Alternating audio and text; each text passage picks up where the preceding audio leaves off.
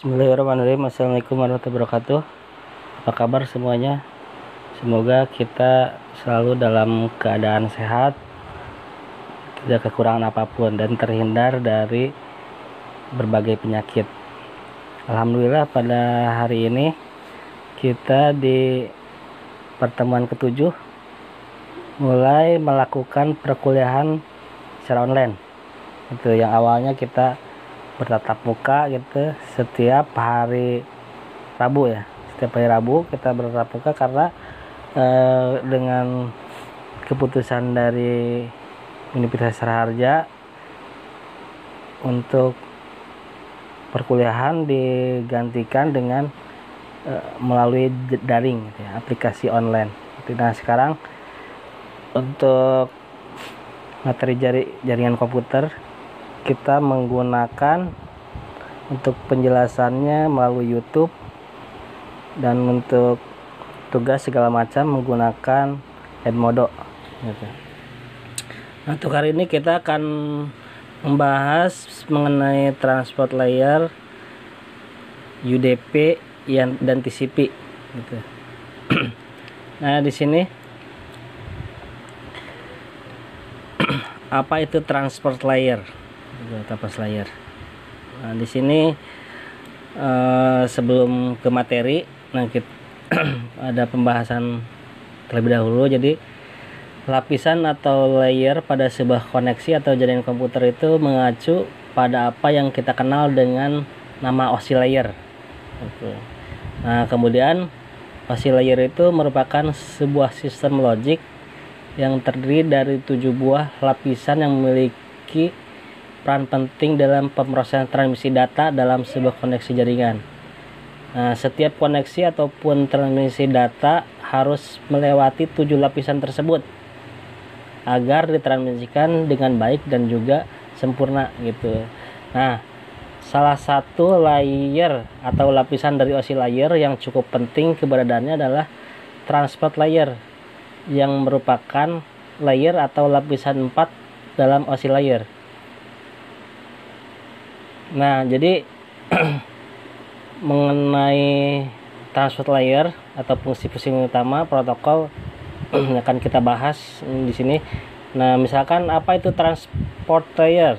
Nah, ini sesuai dengan namanya, transport layer jaringan komputer itu yang merupakan sebuah lapisan transportasi. Transport layer ini dapat menggabungkan beberapa connected transport ke dalam jaringan koneksi yang sama gitu. Jadi transport layer itu bertanggung jawab untuk menyampaikan data ke proses aplikasi yang sesuai pada komputer host gitu. Nah, proses penyampaian data yang dilakukan oleh transport layer ini melibatkan multiplexing statistik data dari beberapa proses aplikasi yang berbeda, yaitu dengan cara membentuk paket data dan nomor port tujuan dalam header setiap paket data yang berada pada transport layer. Nah, nomor port merupakan soket jaringan, yaitu alamat identifier proses komunikasi dalam model OSI. Fungsi ini didukung oleh session layer gitu. Nah, untuk fungsi dari transport layer ada banyak fungsi utama dari transport layer. Nah, berikut adalah beberapa fungsi transport layer. Yang pertama, menerima data dari session. Session layer adalah layar atau lapisan yang berjalan atau bekerja sebelum masuk ke dalam transport layer. Setelah data melewati session layer, maka tugas berikutnya dari transport layer adalah menerima segala bentuk data yang sudah melewati session layer. Nah, untuk kemudian diproses lebih lanjut di dalam transport layer. Itu yang pertama, jadi menerima session layer. Nah, kemudian yang kedua, memecahkan data menjadi bagian-bagian yang lebih kecil. Nah, sebuah data terkadang terlalu besar untuk diteruskan di dalam sebuah sistem atau siklus jaringan komputer. Nah, karena itu untuk dapat meneruskan sebuah data dengan tepat dan baik dibutuhkan sebuah proses pemecahan data yang berguna untuk mempermudah proses transmisi data dan mempermudah data agar bisa melewati layar atau lapisan selanjutnya dengan lebih baik, optimal dan efisien gitu. Jadi yang kedua itu bisa memecahkan data menjadi bagian-bagian yang lebih kecil. Nah, kemudian yang ketiga itu meneruskan data ke network layer. Nah, setelah transport layer menerima data dari session layer, maka kemudian transport layer itu akan memecahkan data tersebut ke dalam bentuk paket data yang lebih kecil. Setelah data diubah menjadi paket data yang lebih kecil, maka paket data tersebut kemudian dikirimkan atau diteruskan ke dalam layer atau lapisan berikutnya, yaitu ke network layer. Jadi pada saat paket data masuk dalam network layer, maka paket data tersebut akan diberi header gitu, sehingga tidak tercecer. Jadi dapat disatukan kembali setelah terdeteksi kesalahan dan kerusakan pada paket data tersebut. Tuh. Jadi fungsi yang ketiga itu meneruskan data ke network layer. Nah, kemudian yang keempat, memastikan bahwa semua data yang melewatinya dapat tiba di sisi layanan yang tepat. Nah, karena merupakan lapisan atau layer yang berfungsi sebagai transport alias pembawa pesan, maka sebuah pasti transport layer memiliki fungsi yang sangat vital dalam membawa atau mengirim paket data. Nah, untuk transport layer berperan untuk memastikan bahwa semua data atau paket data yang melewati lapisan transport layer ini bisa tiba di sisi lainnya dari jaringan dengan tepat dan tidak salah sasaran. Atau paling tidak transport layer itu harus memastikan bahwa paket data bisa diteruskan ke seluruh lapisan atau layer berikutnya, yaitu ke network layer. Tuh fungsi yang keempat. Kemudian yang kelima fungsinya itu untuk mengirim segmen dari satu host ke host lain. Nah, fungsi berikutnya dari transport layer itu mengirim segmen atau pecahan data dari satu host ke host yang lainnya. Itu yang kelima. Nah, kemudian untuk yang keenam, memastikan reliabilitas data. Nah, jadi transport layer ini memiliki fungsi sebagai pengetes reliabilitas data. Nah, jadi dengan demikian maka setiap data yang sudah melewati transport layer pasti memiliki reliabilitas yang baik. Nah, sehingga dapat diteruskan ke lapisan berikut dan proses koneksi akan berjalan dengan baik. Jadi prosesnya akan berjalan baik karena dari fungsi ke-6 itu memastikan keberadaan datanya, reliabilitas. Nah, kemudian untuk fungsi dari transport layer yang ketujuh atau yang terakhir, nah di sini mengatur lalu lintas dari sebuah jaringan. Nah, jadi transport layer itu juga memiliki fungsi lainnya yang tentu saja tidak kalah penting. Jadi transport layer dapat membantu mengatur lalu lintas pada sebuah jaringan, terutama pada jaringan yang sangat sibuk dan juga padat. Jadi hal ini dilakukan oleh transport layer untuk menghindari sebuah jaringan dari kondisi kemacetan jaringan. Jadi kemacetan jaringan tentu saja akan sangat mengganggu kinerja dari sebuah jaringan dan dapat memperlambat proses transmisi data yang ada. Gitu. Jadi fungsinya mengatur lalu lintas dari transport layer yang ketujuh, yaitu supaya mencegah kepadatan gitu. Nah, kemudian selanjutnya peran penting ya dari transport layer. Nah, selain memiliki 4 fungsi dasar, 7 fungsi dasar sudah disebutkan tadi ya. Jadi transport layer itu sendiri memiliki beberapa peran penting yang didefinisikan secara teknis. gitu. Nah, di sini ada beberapa peran penting dari transport layer secara teknis. Yang pertamanya ada service point addressing. Nah, untuk service point addressing itu mengacu pada kemampuan dari transport layer dalam menentukan dan menangani pengiriman data yang spesifik untuk aplikasi yang berlainan. Nah, aplikasi yang berlainan tentu saja harus memperoleh jenis message yang berlainan pula, sehingga harus memiliki alamat atau address tersendiri. Jadi, alamat atau address tersendiri inilah yang dikenal dengan nama service point address, yang merupakan peran dan tanggung jawab dari transport layer. Tuh. Nah, kemudian yang kedua ada segmentation dan resembly. Nah, di sini layer transport yang juga memiliki peran penting dalam melakukan resembly dan segmentation. Nah, hal ini berarti transport layer dapat memecah belah data menjadi segmen atau paket data tertentu. Nah, begitu pula ketika sebaliknya, di mana transport layer itu memiliki peran yang juga penting melakukan proses assembly atau penyatuan kembali segmen. Jadi segmen tersebut menjadi satu kesatuan data yang utuh. Gitu. Jadi yang tadinya terpecah disatukan lagi. Gitu. Nah, kemudian yang ketiga connection control. Nah, transport layer juga memiliki peran penting lainnya seperti connectionless atau connection oriented, dan dapat mengontrol jenis connection yang akan digunakan dalam proses transmisi data gitu. Nah, kemudian peran penting yang keempatnya yaitu flow control. Nah, transport layer juga memiliki peran dan tanggung jawab dalam melakukan proses flow control atau pengontrol aliran.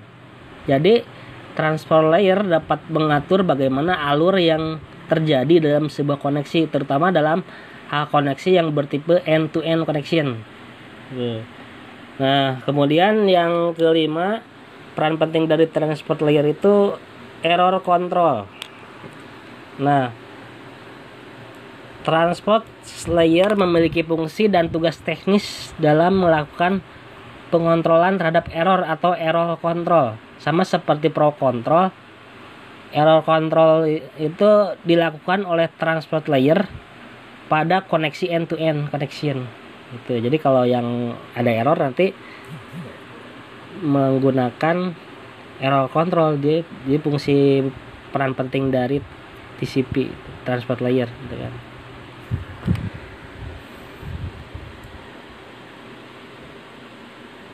Nah, kemudian protokol pada transport layer, jadi sesuai dengan namanya yaitu transport layer, terdapat protokol yang mengatur kinerja dari lapisan atau layer protokol. Jadi protokol itu mengatur serta membuat transport layer dapat bekerja secara optimal dalam TCP atau transmisi kontrol protokol. Protokol ini berguna untuk mengatur proses transmisi yang terjadi pada sebuah koneksi atau jaringan.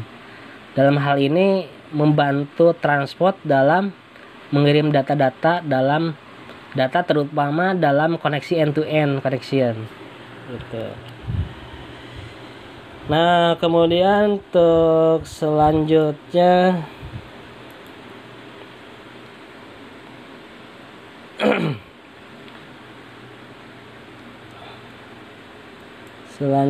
kita akan membahas ke UDP, User Datagram Protocol. Nah, yaitu suatu protokol yang berada pada lapisan transport TCP. Itu yang bekerja pada lapisan antar host. Jadi untuk memudahkan komunikasi yang bersifat connectionless. Nah, hal ini berarti suatu paket yang dikirim melalui jaringan dan mencapai komputer lain tanpa membuat suatu koneksi, sehingga dalam perjalanan ke tujuan paket dapat hilang karena tidak ada koneksi langsung antara kedua host. Jadi UDP itu sifatnya tidak reliable.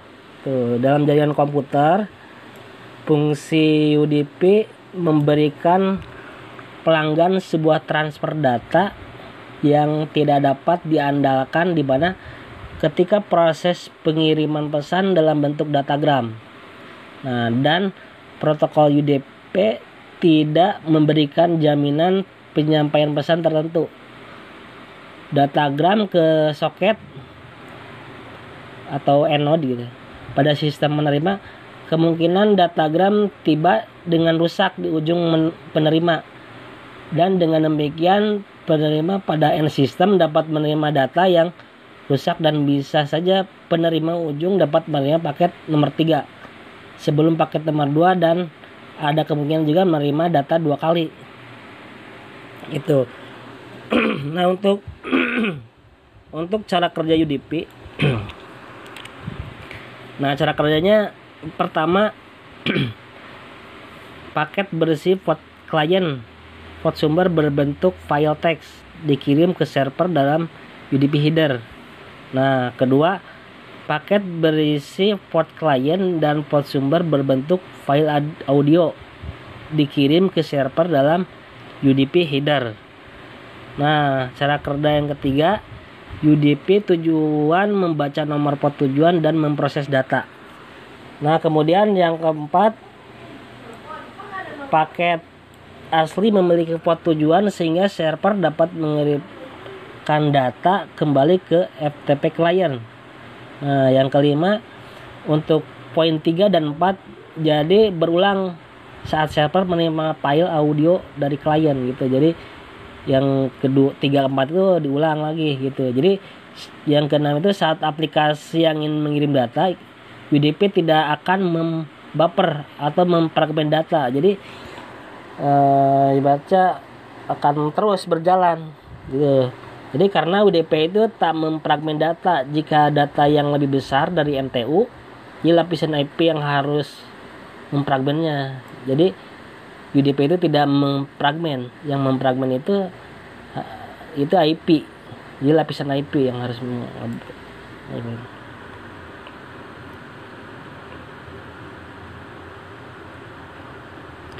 Nah, di sini ada beberapa aplikasi yang digunakan dalam UDP. Contohnya aplikasi yang menggunakan UDP itu ada DNS, SMP, TP dan SAN RPC port 111. Tuh.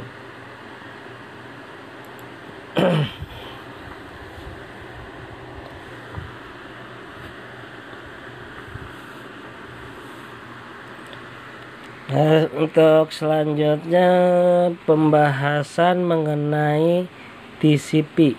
Nah, TCP ini merupakan Transmission Control Protocol.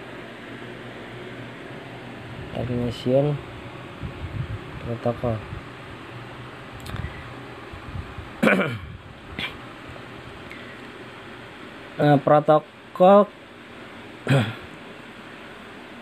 Protokol transmission, protokol kendali transmisi atau transmisi kontrol gitu ya, yang mengendalikan transmisi.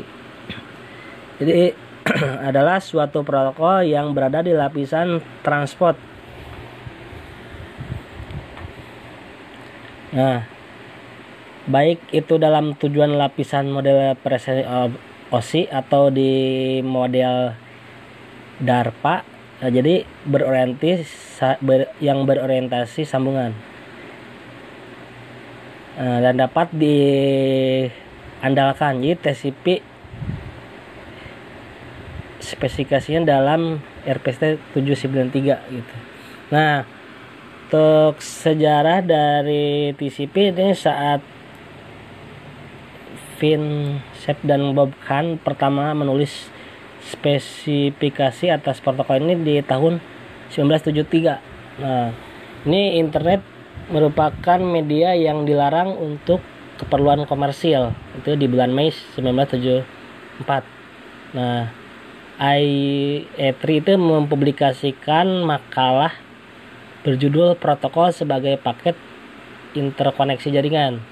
Jadi sebagai penulis makalah tersebut, Shep dan Khan itu menjabarkan sebuah protokol interkoneksi untuk berbagi layanan dengan memanfaatkan pertukaran paket antar node jaringan yang terhubung komponen pengontrol utama atas model ini. Ini disebut sebagai program pengontrol transmisi yang menggabungkan baik tautan koneksi terorientasi dan layanan datagram antar host. Di program pengontrol transmisi monolitik ini kemudian dipecah ke dalam arsitektur modular yang terdiri dari protokol pengontrol transmisi. Nah, pada lapisan koneksi terorientasi pada protokol internet, pada lapisan datagram, model inilah yang kemudian dikenal dengan istilah TCP. Nah, masih secara formal istilah yang digunakan adalah paket protokol internet. Gitu.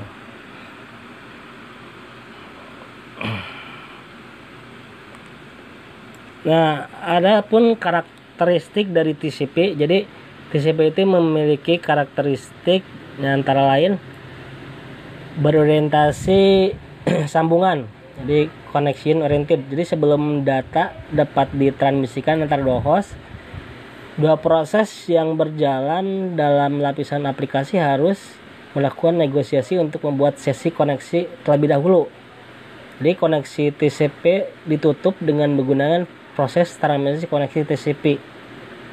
Nah, kemudian full duplex. Nah, untuk setiap host TCP, koneksi yang terjadi antara dua host itu terdiri dari atas dua buah jalur, yaitu jalur keluar dan jalur masuk.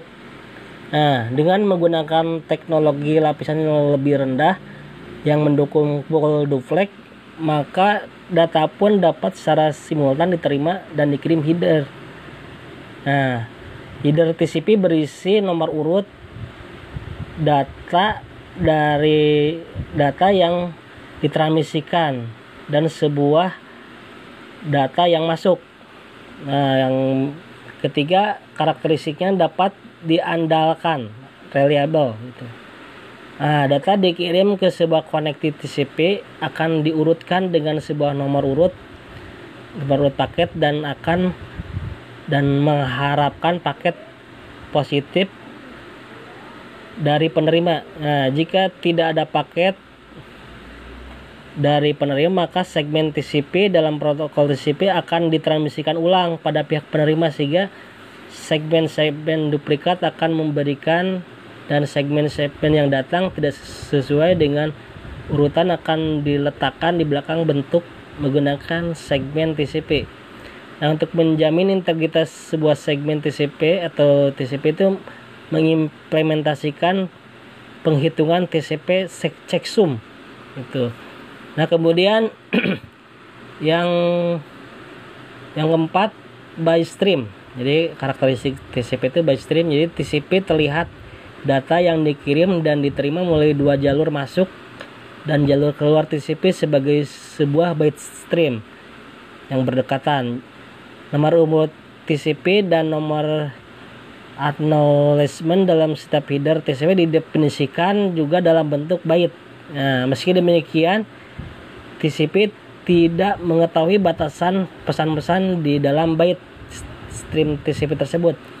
Nah, untuk melakukan hal ini diserahkan pada protokol lapisan aplikasi itu yang harus menerjemahkan byte stream TCP ke dalam bahasa yang ia pahami. Jadi, nah yang berikutnya memiliki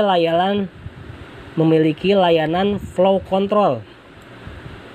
Nah, untuk mencegah data terlalu banyak dikirim pada satu waktu yang akhirnya membuat macet, jadi jaringan internet IP atau TCP itu mengimplementasikan layanan flow control yang dimiliki oleh pihak pengirim yang secara terus-menerus memantau dan membatasi jumlah data yang dikirim pada suatu waktu.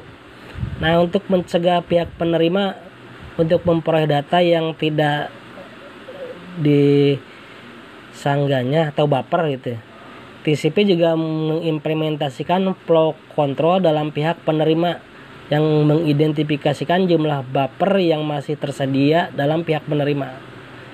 Nah, kemudian tarik karakteristik berikutnya, melakukan segmentasi terhadap data yang datang dari lapisan aplikasi. Gitu. Nah, kemudian yang berikutnya karakteristiknya mengirimkan paket secara one to one. Hal ini karena memang TCP harus membuat sebuah sirkuit logis atau antara dua buah protokol lapisan aplikasi agar saling dapat berkomunikasi. Nah, TCP tidak menyediakan layanan pengiriman secara one to many. Jadi TCP mengirimnya one to one. Nah, untuk TCP umumnya digunakan ketika protokol lapisan aplikasi membutuhkan layanan transfer data yang bersifat andal. Nah, yang layanan tersebut tidak dimiliki oleh protokol lapisan aplikasi. Contohnya dari protokol yang menggunakan TCP itu adalah HTTP dan FTP. Itu.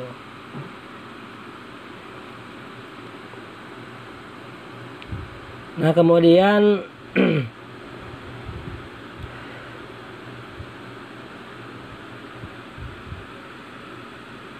segmen TCP gitu ya. Nah, segmen TCP akan dikirim sebagai datagram IP gitu. Sebuah segmen TCP terdiri dari sebuah header dan segmen data yang dienkapsulasi dengan menggunakan header IP dan protokol IP. Sebuah segmen dapat berukuran hingga 65.495 byte atau 2 paket 16. Ukuran header IP terkecil itu 20 byte. Jadi ukuran header TCP terkecil itu 2 bit. Datagram IP tersebut akan dienkapsulasi lagi dengan menggunakan header protokol network interface gitu. Menjadi frame lapisan network interface. Nah, gambar berikut itu mengilustrasikan data yang dikirim ke sebuah host. Nah, dalam header IP dari sebuah segmen TCP atau file source IP address diatur menjadi alamat unicast dari sebuah antarmuka host yang mengirim segmen TCP yang bersangkutan. Sementara itu, file destination IP address juga akan diatur menjadi alamat unicast dari sebuah antarmuka host tertentu yang dituju. Hal ini dikarenakan protokol TCP hanya mendukung transmisi one to one gitu. Nah, untuk header TCP, ukuran header TCP adalah bervariasi yang terdiri atas beberapa file yang ditujukan dalam bisa digambarkan ya. Nah, jadi yang paling kecil itu 20 byte. 20 bytes. Nah, kemudian untuk port TCP itu mampu mengindikasikan sebuah lokasi tertentu untuk menyampaikan segmen-segmen TCP dikirim yang didefinisikan dengan TCP port number. Nah, nomor-nomor di bawah angka 1024 merupakan port yang umum digunakan dan ditetapkan oleh IANA aplikasi. Jadi sementara port UDP mempresentasikan sebuah antrian pesan UDP untuk protokol lapisan aplikasi. Selain itu, protokol lapisan aplikasi menggunakan port TCP atau port UDP dalam nomor yang sama juga tidak harus sama. Ini sebagai contoh, protokol Extend File Name Server atau bisa disingkat IFS. Jadi menggunakan port TCP dengan nomor 520. Dan protokol Routing Information Protocol atau RIP menggunakan port UDP juga dengan nomor 520. Jelas dua protokol tersebut sangatlah berbeda karena untuk menyebutkan sebuah nomor port, sebutkan juga jenis port yang digunakan, karena hal tersebut mampu membingungkan atau bisa disebut ambigu gitu.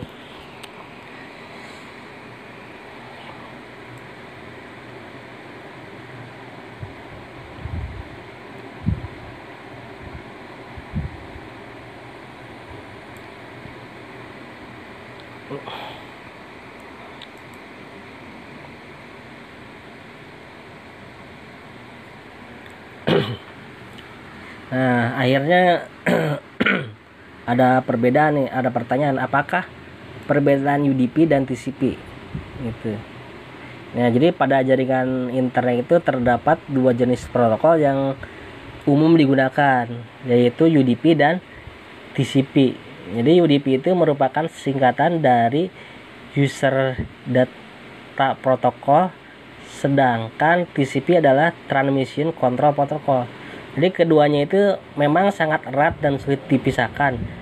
Nah, meski begitu ternyata ada beberapa perbedaan di antara kedua protokol internet tersebut. Nah, jadi pertama, kalau UDP kan jenis protokol internet yang memungkinkan sebuah perangkat lunak dan komputer bisa mengirimkan pesan ke komputer lain melalui jaringan tanpa perlu ada komunikasi awal. Jadi tanpa ada komunikasi awal. Nah, kalau TCP adalah bagian inti penting dari internet protokol yang kemudian sering disebut dengan TCP. Nah, TCP ini berada di transport layer yang memiliki urutan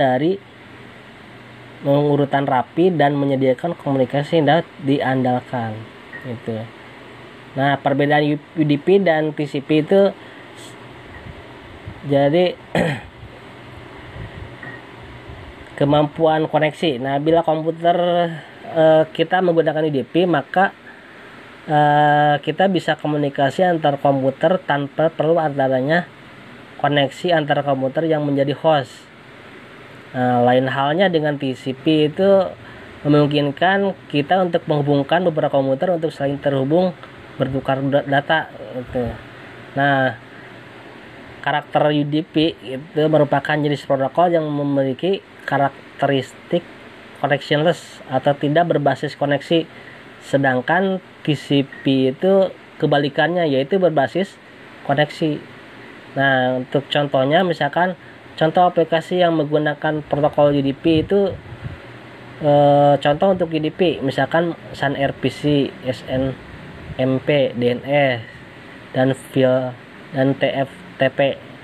Nah, untuk contoh TCP antara lain FTP, SMTP, dan Telnet. Itu. Nah, jenis port yang digunakan, jadi perbedaan UDP dan TCP terletak dari jenis port yang digunakan. Kalau UDP menggunakan port 16 bit integer yang dibagi menjadi 3 bagian, yaitu 49152, 65535. Nah, untuk ephemeral port 1 strip 1023, untuk well node port dan port 1024 49151 untuk register.